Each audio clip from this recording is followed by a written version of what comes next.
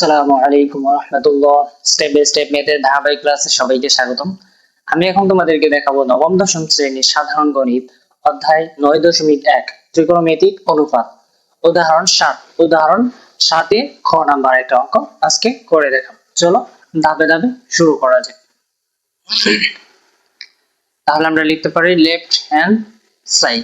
Left hand side equal হচ্ছে sec a by cos a minus tan a by cot a equal আমাদের বলা হয়েছে যে 1 প্রমাণ করতে বলা হয়েছে।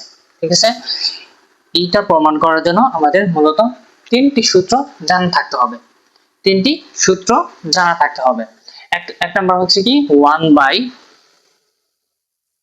cos, 1 by cos, আরেকটা হচ্ছে 1 by cot। ঠিক আছে, এখান থেকে কয়টা হয়ে গেল? দুইটা। আরেকটা হচ্ছে sec square minus tan square equal হচ্ছে 1। এই তিনটা সূত্র আমাদের জানা থাকতে হবে।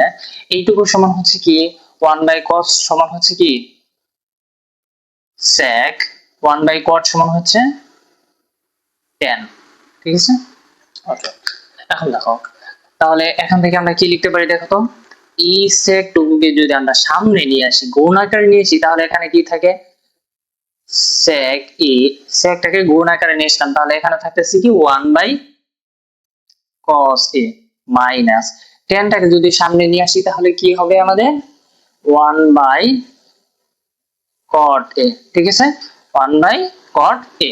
এখন দেখো আমরা এখানে কি সূত্র লিখেছি 1 by cos সমান sec, 1 by cos সমান sec। তাহলে এখানে হচ্ছে কি, এখানে হচ্ছে এই sec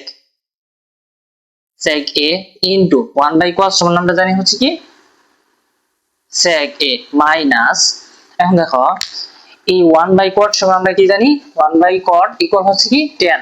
তাহলে আমরা এইটুকু আছে কি মাইনাস, এখানে minus tan into 1 by cot সমান হচ্ছে কি, সরি এটা হবে কি tan a into 1 by cot সমান হচ্ছে কি tan a। ঠিক আছে, এখন দেখো এখানে হচ্ছে sec এবং এখানে হচ্ছে sec, তাহলে কি হবে আমরা জানি কি a ইনটু a ইকুয়াল হচ্ছে কি a স্কয়ার। ঠিক আছে, তাহলে এইটুকু যদি a হয়, এইটুকু যদি a হয়, তাহলে a ইনটু a স্কয়ার, তাহলে আছে কি এখানে sec ইনটু sec, তাহলে কি হবে sec স্কয়ার a মাইনাস এখানে tan ইনটু tan, তাহলে কি হবে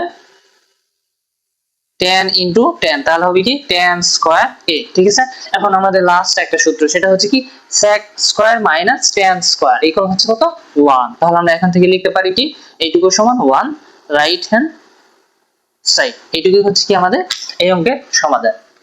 অঙ্কের মধ্যে যদি কোথাও না বুঝতে পারো অবশ্যই কমেন্টে জানাবা, আমি আরো ভালো করে বোঝানোর জন্য চেষ্টা করব।